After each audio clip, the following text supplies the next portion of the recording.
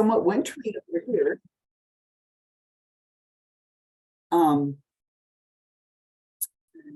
Excuse me, I just got a notice from Zoom that we were being recorded. So just wanted to cover a couple of things in the world of USDA foods. Hopefully most of you that were actually affected by the delays in receiving the ground beef loads, which is likely the good majority of those of you participating in this webinar, are now aware that the first delayed shipment, which was due to arrive at the warehouse on September 15th, finally made it. It arrived last week. I think it was Wednesday. So please make sure that you go into the Gold Star Foods inventory release software system and place beef on order as quickly as possible. The reason I'm asking you to do that, and I know many of you have had to go out and commercially procure and find ways to have beef available for your menus, is because unfortunately that first truckload was part of an award that triggered delays in two additional truckloads. So 3 truckloads overall were impacted by those delays. And we do have information from USDA that we should anticipate that the next truckload will arrive sometime in the next few days. It was scheduled to ship on 11/28. Now I have not had confirmation that that happened, but then the subsequent sales order, it was also due to ship on 11/30, which is today. So if those 2 truckloads arrive in the next couple of weeks, the warehouse will be really heavy on beef. And because beef is a product that we typically in the state of Idaho bring in a truckload every single month, we also have an additional sales order that's due to arrive as scheduled on December 15th. So we'll essentially have 4 truckloads of beef that should have been scattered between September, October, November, and December, all arriving at the end of November into the middle of September. So work with Gold Star. They're really great about, helping and making sure that we move that beef around. But if you have a significant issue with storage facility and whatnot, please make sure to let me know. You're welcome to send me an email and we'll see if we can work through this problem together. At the end of the day, we don't want you to have to give up entitlement. That those truckloads of beef came at a big cost. But obviously we also know that, you may be limited as to what you can actually use. So I wanted you to be aware of that. And then the other thing is the apple slices. Most of you may be aware, but if you had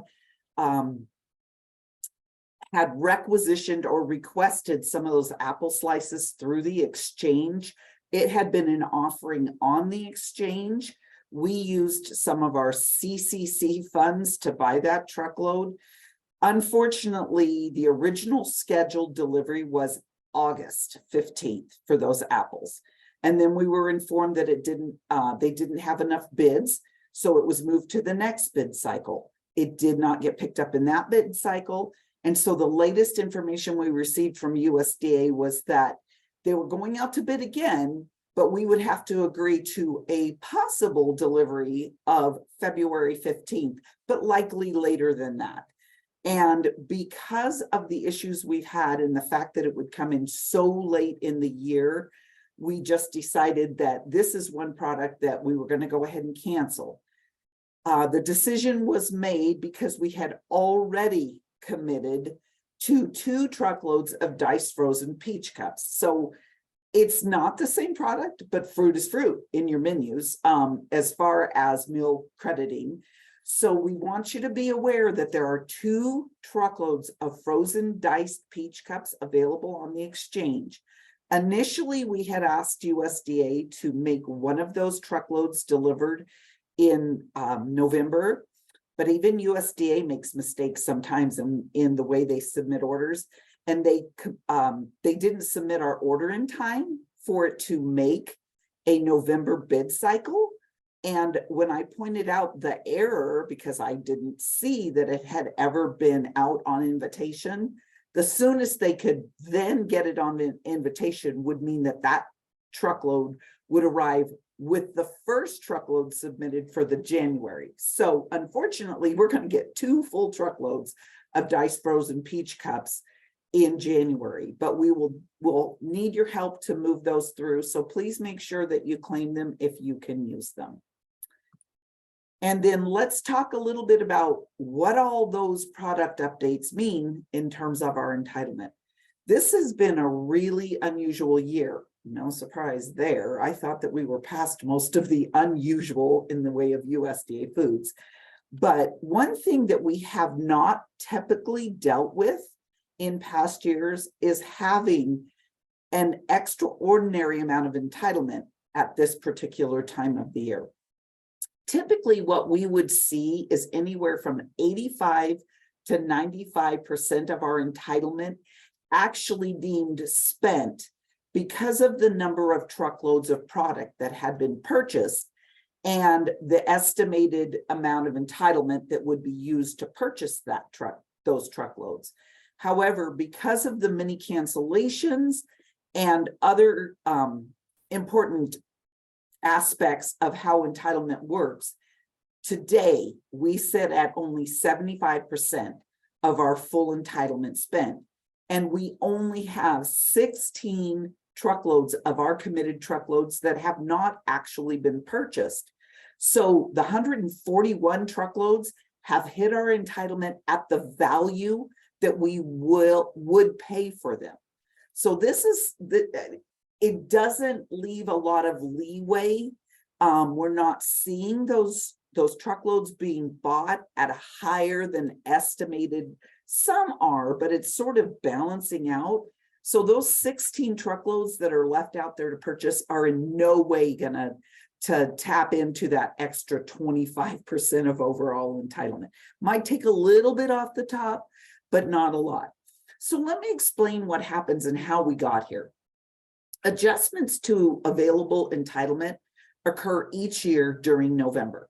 So what happens is USDA actually, they actualize our meal counts, and then they update the entitlement that was sitting as estimated available entitlement in WBSCM. So we're in program year 23. You guys went ahead and requisitioned product back in March using program 23 estimated available entitlement. But now that the meals have been actualized by USDA, what we see sitting in WBSCM is our true available entitlement, minus those few 16 truckloads that haven't reached that purchase status. Those are still in an estimated entitlement status. So the good news about USDA updating our entitlement is that we saw an increase of 1.78 million meals that were added to our previous meal counts. The reason for that is because we all know that in school year 21-22, we served SSO free meals to students. So those meals were added to our overall meal counts. Well, then that extrapolates out based on the per meal rate, which is set to the additional available entitlement. So that's why one of the other factors impacting why we are so entitlement heavy right now. The reason it's a concern to be entitlement heavy is because entitlement is calculated annually through Congress. And Congress will look at what was actually used and recommendations for how we move forward for the next school year. So they'll look at the per meal rate that was paid. And if they see that states are sitting on a whole bunch of money, it's highly likely that they're going to say, well, they don't need as much as they said they do. So they'll back off either that rate for the coming year, or they won't the pricing structure of how we pay for those USDA foods trucks may be impacted. And I don't want to contribute to that. So we need to find a way to obviously reduce some of the amount of entitlement that we have. But here's where it gets tricky, because we at the state agency level, we do carry over entitlement from previous years. So what happened this year, because of last year's cancellations, we were also given the 1.2 million that we couldn't spend last year into this year's entitlement. That means we have $2.5 million, but it sits at the state agency level, and we have to have a way to spend that money. The caution here is that you all know that meal counts this year are not great. A lot less kids eating. So what does that mean?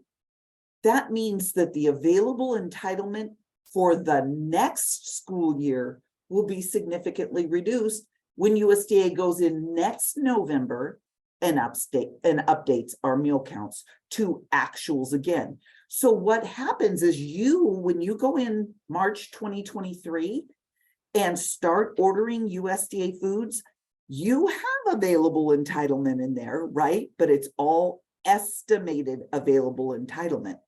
And then the big hit comes in November when USDA goes in and says, just kidding, now your real meal counts are this.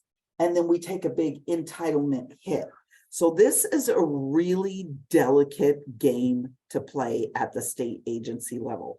So I am working on some plans. I just want you all to understand what we are going to try to accomplish at the state level. So let's talk about what may be coming soon.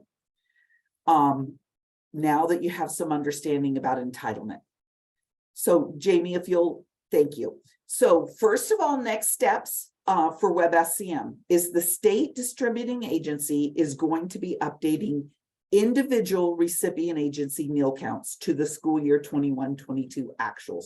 So right now what's in WBSCM and what you have as available entitlement is based on your previous meal counts, because I needed those actual meal counts. So I'll be going into WBSCM and updating that. The good news about that is that then when you go and run your entitlement reports before you order for next school year in March of 2023, you'll go in and order foods for school year 23-24.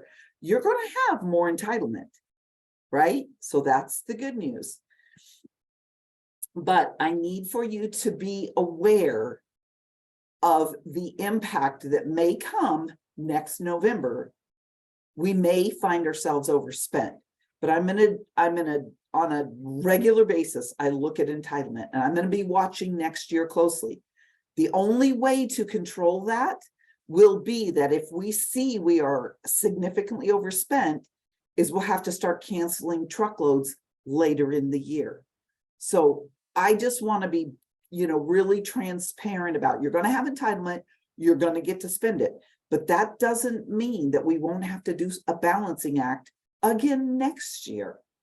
As far as what's coming soon for recipient agencies, I need you to do a couple things for me. I need for every recipient agency on this webinar to confirm that you have access to WBSCM.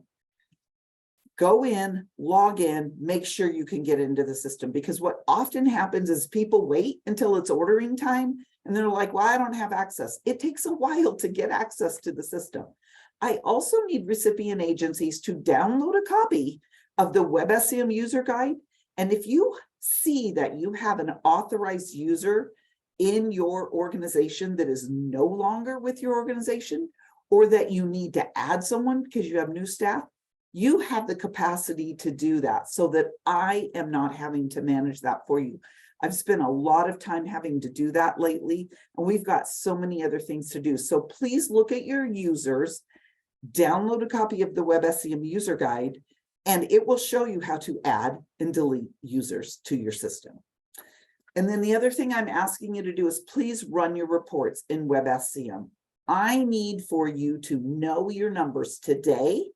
And then once I update those meal counts, I need for you to know them tomorrow, because it is going to be part of how you forecast for USDA foods for school year 23-24.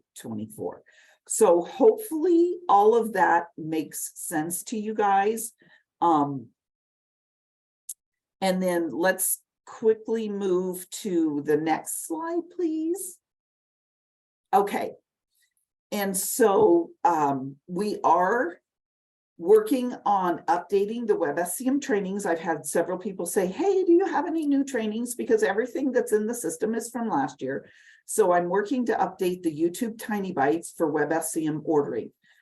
I have learned that over the years, in my mind, those trainings work better than the big, huge IDL training that we used to do, where you would have to actually go into, because these are broken down into thought processes, and ordering in WBSCM is very significant step-based. So I'm going to get those updated, as well as working on updating the WBSCM ordering worksheet for forecasting, because again, you need that tool to be able to appropriately forecast. I also want you to watch for an additional opportunity to allocate DoD. Now, I know many of you might be heavy in DoD right now. That opportunity won't come until March.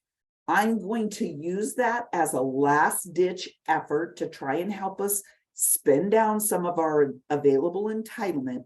So look at how you're spending your DoD now. The reason that is my plan is because in March, there's more access to more produce. And you have until June 30th to spend all of your DoD. So if you're operating a summer program, you can use that DoD money.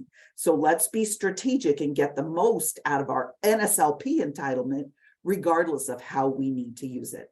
And then also, just be aware that there are 40 more truckloads of USDA foods that will be rolling into the warehouse in the next few months. And I need you to know your numbers. Do you have 1 case on that truckload? Do you have 6 cases on that truckload? Or do you have 9? Because you need to be thinking now about how you're going to make room in your warehouses for these foods. And we need to be really honest. If you can't use the foods, we've got to get it into the hands of schools that can. So that's where we're at with USDA foods. Thank you all so much for your time. And now I believe I'm turning it over to Jamie. Actually, Sean. That works. Yeah, we're going to give it to Sean. Thank you. Good morning, everyone. You can go ahead and turn to the next slide. I'm here this morning to talk to you about letting you know that we are opening up round 2 of the Technology Innovation Grants this Friday, December 2nd. All current sponsors will receive a broadcast email that will contain instructions and a copy of the grant application. The grant application will also be posted to the SDE's website, and I've provided the link there as well. The application form includes a set of instructions and examples of what types of items can be purchased with the grant funds. Applications will be due January 13th, and we hope to have them ranked and awarded by January 31st. If you are awarded a grant, our goal is to have all the purchases made and any equipment purchased installed within 6 months of the grant award. Next slide. This year we have $172,676 available in grant funds to award. Any sponsor who is operating NSLP, summer food, CACFP are eligible to apply for these funds. They must be used to purchase technology tools to implement either new systems or enhance or replace current systems. Eligible uses can be for like hardware, software, or even training on the software. Unlike the equipment grants, you are not limited to just one piece of equipment. You can combine multiple pieces of hardware, software. However, your grant request cannot exceed 24,000. Along with your, when you submit your application, you'll also have to submit 3 copies of price quotes or bids for any of the equipment you like to purchase. And after you've reviewed the application, if you have any questions, just let me know, shoot me an email or call me. I'd be happy to go over any questions that you have. And that's it that I have. I'm going to turn it over to Lynda now. Thank you, Sean. Hi, everyone. I am here to talk to you about your favorite thing, P-EBT. So DHW received approval to provide P-EBT benefits to children under the age of 6 that reside in SNAP households on November 22nd. So letters I'm anticipating are going out to these families about their benefits, which may result in calls to your schools regarding school age benefits. I want to say the USDA changed the P-EBT rules, which includes we have to have a plan for virtual and homeschool students, which the SDE does not keep track of, making this especially hard to have any sort of plan going forward. Since DHW was tasked with the creation of software and to track this, they have not contacted us. So we are assuming the plan will not be brought to USDA. So they did change the rules. I want to say, I don't think any state in the nation has been approved for this yet. And some of our sister states in the Western region actually can't do it because of laws. They can't collect some of the information, and we may be checking on the laws in the state of Idaho, but I wanted you to be aware. The next thing I wanted you to be aware of are these are the contacts for questions. It's still the PEBT@dhw.idaho.gov. If a family needs to have a new card sent, it's FIS at 1-888-432-4328. If they are calling about a benefit they got last year, the letter or the information that was sent to them did say that they had, I believe it's 12 months from the date that they are issued, not the date they activate the card. So if they got it on November 28th of last year, it's too late. I'd hate to tell them that there was hope. You can also tell them that there is the 211 care line. However, I have heard that it's very difficult to get a hold of a person there. But I wanted everybody to be aware of what's going on in the P-EBT world. So next, I'm going to talk to you about supply chain assistance funds, which is much more interesting, I think, than P-EBT. The funds come from Commodity Credit Corporation, which supports U.S. agriculture. It's a division of USDA. However, it's not strictly a food and nutrition service area. So you signed an attestation that you will get these funds. You don't have to wait to collect the funds. You can collect them first and then buy them. However, there are rules. You can only spend on NSLP, school breakfast, after school snack, and seamless summers. We're not doing seamless summers, so that's, if you did it in the summer, you can spend it on those types of items. And it is only for domestic food products. You cannot use anything with a waiver for Buy American. Supply chain disruption. A lot of people were asking, what is a supply chain disruption? Cancellation of food and supply contracts. Did your contract get canceled? Did it get your food costs increased a lot? We know at the state a lot of foods were canceled, so I'm assuming that that also hit you as well. lack of availability of certain food, so you had to go out and purchase different ones, unexpected substitution of food products, as long as they're from the USA, an unpredictable increase in food and supply prices.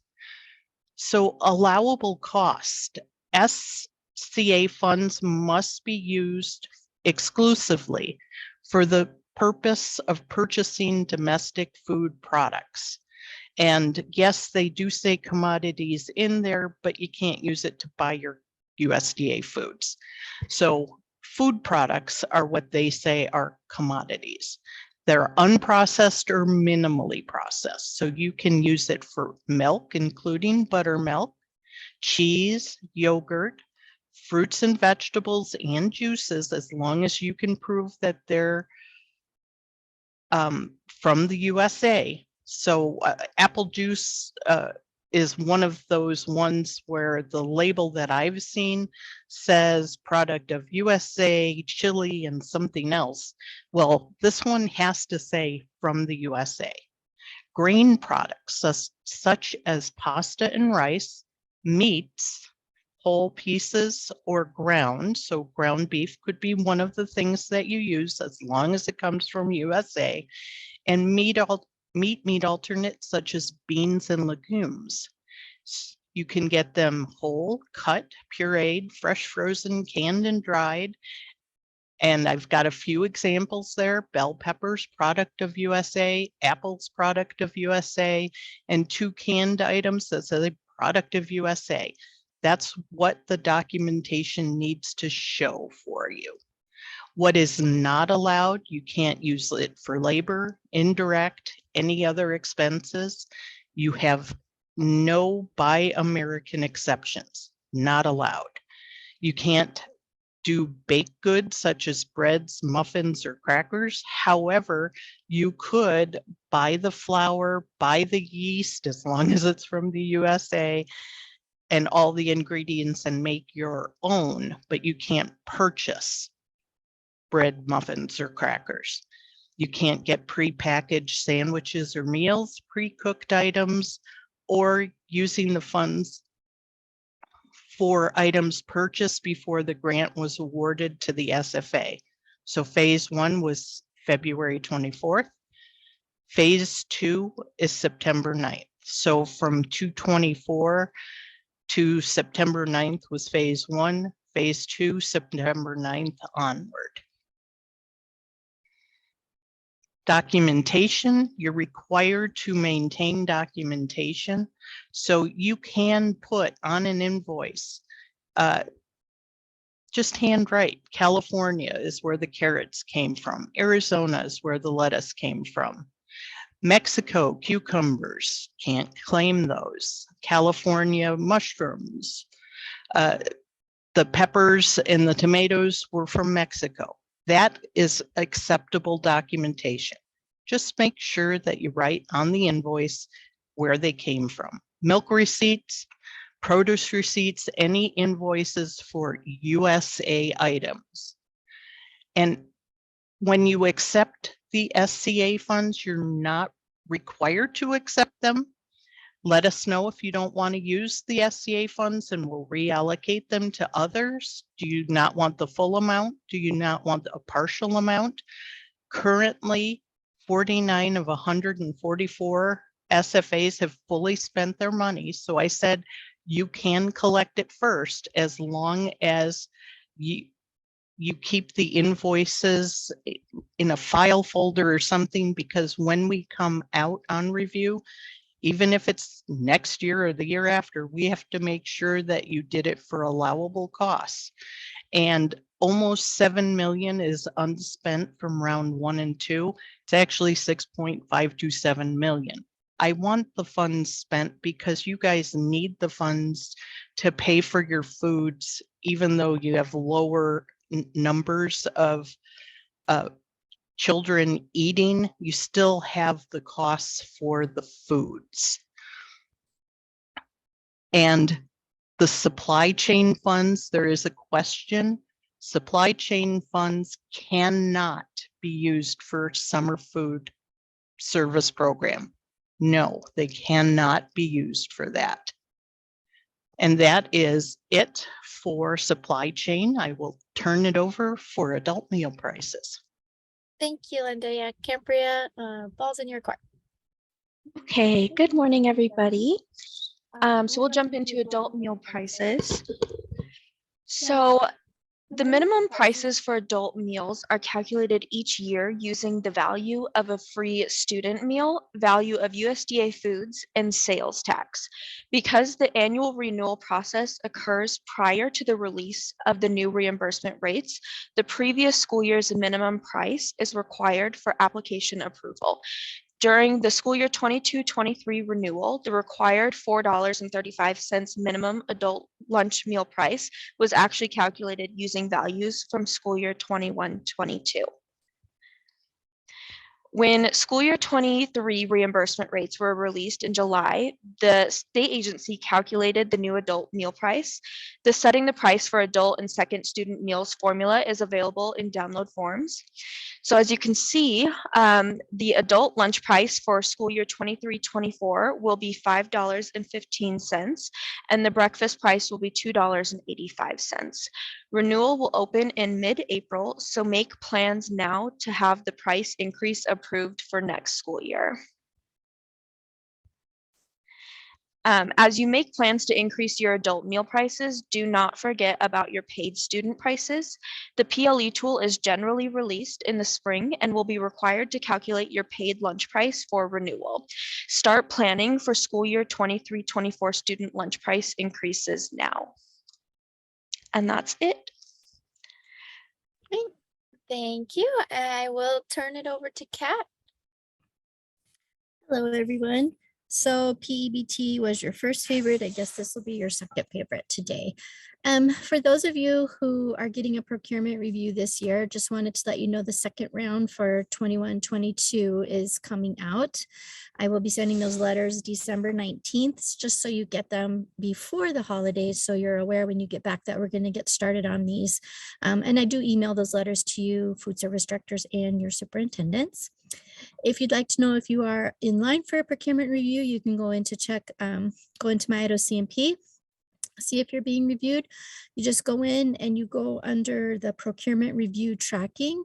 And then when you hit that, it's going to open up. And if you're getting a review, you'll see the review year I look at is school year 21-22. So I usually look back a year instead of the current year.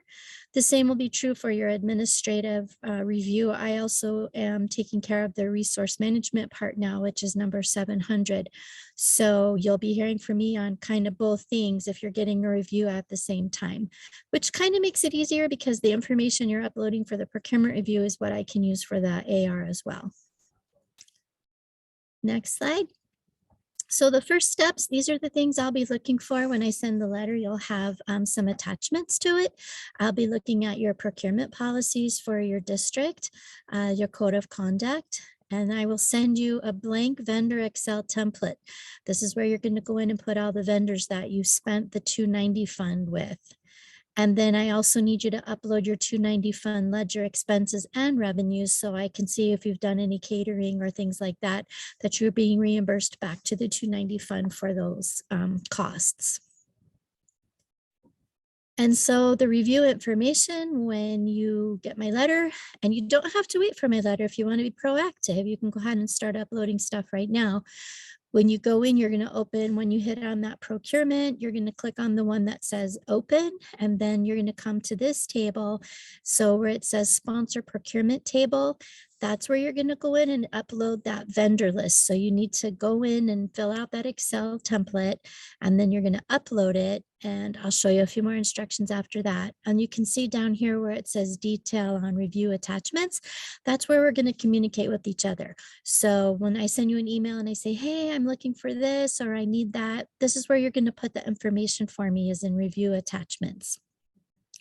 So you can see on the little table underneath, once you go into the sponsor procurement table, it's going to have vendor upload. So that's where you're going to click and you're going to upload that template that you're working on. So after you get your template filled out, good idea, maybe save it to your desktop so that you have it readily available, because when you do the vendor upload, it's going to ask you for the file, and that's the one you're going to need to put in. So you can see here, this is what the Excel vendor template looks like. At the bottom, you're going to see a micro, small, formal, food service management company processing. You don't have to pay attention to the FSMC if you don't have a food service management company, and processing is for something you would do if the schools were processing chicken and things like that on their own, but that's not what happens. We do it here at the state agency, so you don't have to worry about those two tabs. So you're going to focus on micro, small, and formal.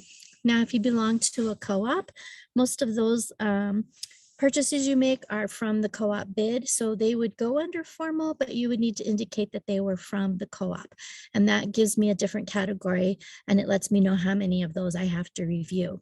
So you can see on the micro purchase here, I've selected products and or services just to show you there's a little drop down arrow next to that, and it's for product services purchased. And there'll be a category in there. It'll be like, I think it's food, supplies, and other miscellaneous. And there's a few categories, and you can just click on that. That only happens in the micro purchase tab.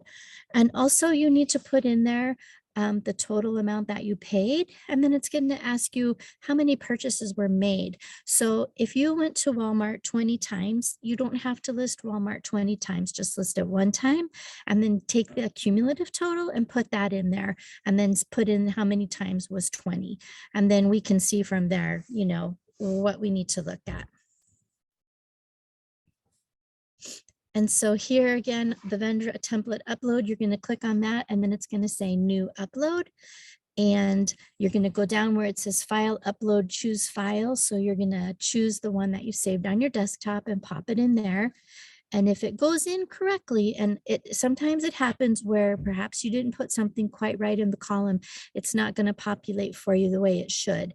But if you do it correctly and you have choose file, upload that file, and then you'll come to the next screen that says the micro purchase vendors, you should just check the one little box that says select all, and it should populate all those. And on the right hand side, you'll see the processed under status, and that means it all went through. But please don't panic if it doesn't happen and you get an error. Just, you know, let me know, email me and say, hey, Kat, it didn't work. And I will ask you to send me your template. Please don't try to upload it again, because if you upload it multiple times, it's going to populate multiple times. And if it's not taking it, we're going to have a bunch of errors in there that I have to go in and manually remove. So try it the one time. If it doesn't work, don't panic. Just let me know and I'll get it uploaded for you and I'll get it all fixed up. And I have one more thing to say before we turn it over to Pamela. So if you communicate with me in a timely fashion, so I'll send you emails and I'll say, hey, I'm looking for this, or I need to see that. Or when we get to the point where I'm asking you for invoices or receipts, because that's the next phase after I look at your vendor list, I compare it to your 290 list, and then I choose vendors that we need to look at. It's just like a checks and balances kind of thing. And then I'll email you and I'll say, hey, I need this or I need that. Please try to get back to me, even if you can't find the information at that time, just so I know you're following along with me while we're working on the procurement review. If we communicate and we do it together in a timely fashion, the procurement review goes fairly quickly. I mean, it should only take us a couple of weeks. I know that there are some that don't get back with me, and we're in our third month now, and I really don't want to do that to you, especially if you're getting an administrative review as well. So if we can just communicate with each other and just, I'll ask for what I need. If you don't understand, I'll clarify it. I'm happy to talk with you on the phone, walk you through anything you need. Just let's communicate, and then it'll go much smoother. Okay, that's all I have to say. Thank you. Thank you, Kat. And Pamela, we're ready for you. Hello, hello. Yep, so I'm Pamela, and I'm the new Farm to School program coordinator. And the main idea of this is right now we're focused on making connections between classrooms, cafeterias, and communities. The way we do that and the point is to incorporate experiential nutrition educational activities and curriculum planning, and that'll encourage the participation of school children in farm and garden-based agricultural activities. We need to make local food products available on the menu of the eligible school. And the supply chain issues that you just went through with the beef is really, brings that home. A lot of you in your communities have access to these products, and why can't we just, have these relationships already set up? So that's what we're going to focus on getting going. And there's a collaboration between eligible schools, non-governmental and community-based organizations, agriculture producer groups, and other community partners. Next slide, please. So in building the team, I've met with Erica White at the Idaho State Department of Agriculture. They already have relationships with producers and distributors and is looking forward to building bridges between them and schools. Brooke Ambrose is at Health and Welfare. She oversees the Idaho Physical Activity and Nutrition Program, and that already supports the Farm to Early Care and Education program established in Blaine County. University of Idaho Extension is in partnership with DHW, and they connect child care providers with curriculum and resources and marketing materials and fresh local foods. The Farm to Early Care and Education program is a set of strategies that addresses community health outcomes by engaging early care and education sites in 3 core elements of farm to school, and that's local food procurement, education, and gardening. And you, of course, are the most important, one of the most important pieces of building this team. Increasing children's exposure to nutritious, fresh, and local foods, developing an Idaho-specific curriculum using an experiential education, having a harvest of the month approach, and we can even do that in December with focus on potatoes and dried fruits, or January, dried beans and peas and lentils. February, put the focus on oats, and going on from there. Establishing on-site school gardens and gardening activities, and connecting schools to producers and distributors. And for sure, I know that some of you have already done this. So I really look forward to and ask that you reach out, and let's get this kicked off and ready to go, and hopefully we can get some systems put in place to really benefit your schools. So I'm happy to please email me or give a phone call.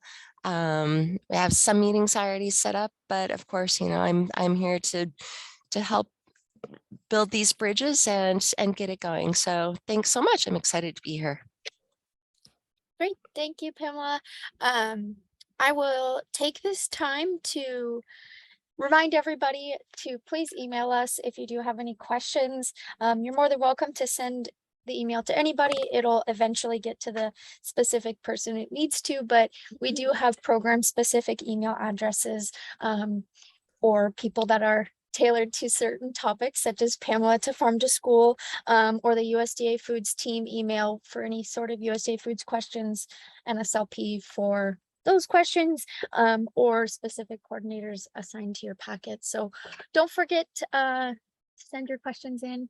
And also one plug that I forgot to put in our PowerPoint, so sorry there's no visual aid here, that we will be sending out a summer food survey here in the next couple days, just to get a feeler and understanding as to where everybody's at and wanting to do for summer 2023. It'll be a quick survey and just kind of giving us a feel as to what you guys are thinking.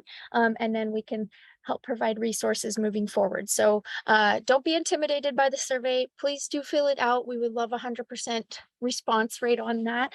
And we would really love to help you with your summer programs. So with that, I will close our informative part of this webinar that we do not have one in December, so please do not log on.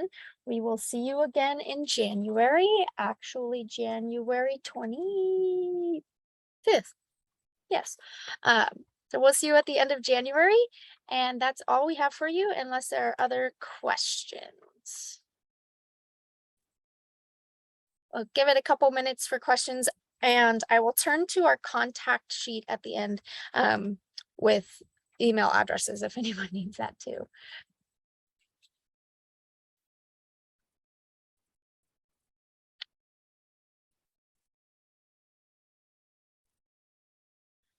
I will just reaffirm the questions that were inserted in the chat, that supply chain funds can only be used for NSLP, school breakfast, after school snack, or SSO, not SFSP. They cannot be used for bread, only the products to make the bread. And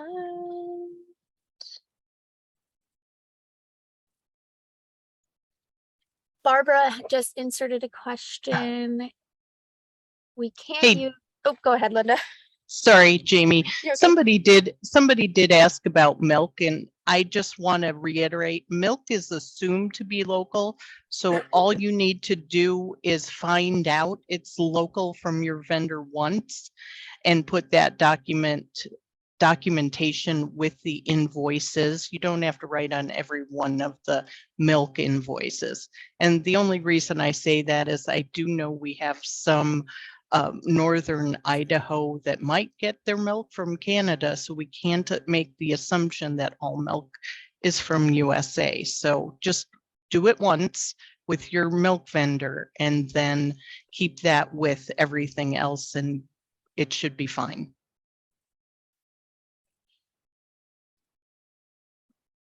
And did you want to jump on that other question, Lynda, about the commodity foods cannot be purchased? Right. We're asking it's for foods purchased for you. You cannot use it to purchase USDA foods.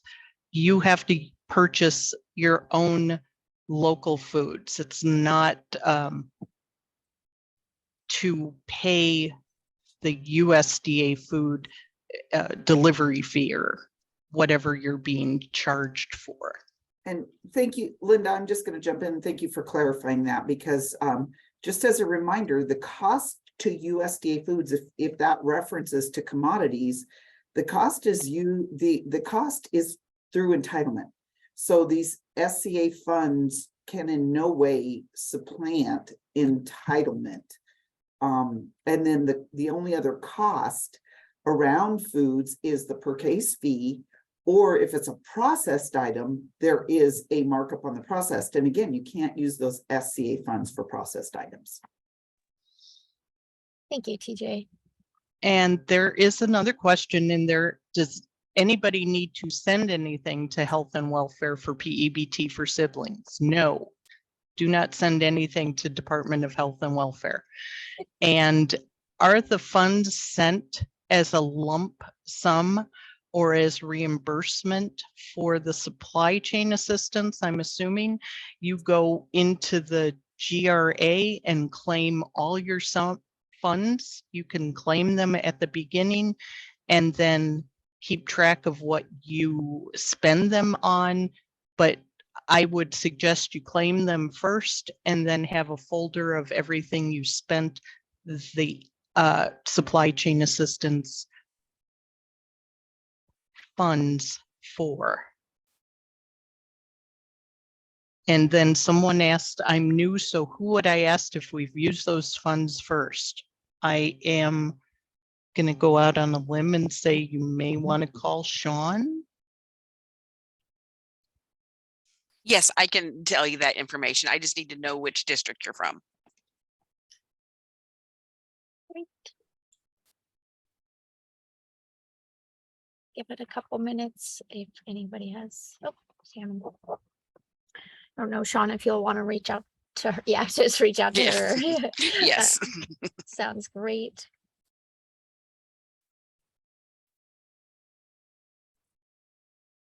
And All right. Well, thank you everybody again for joining us. We'll see you in 2 months. Please have a great holiday season and reach out to us if you have any questions. Thank you again.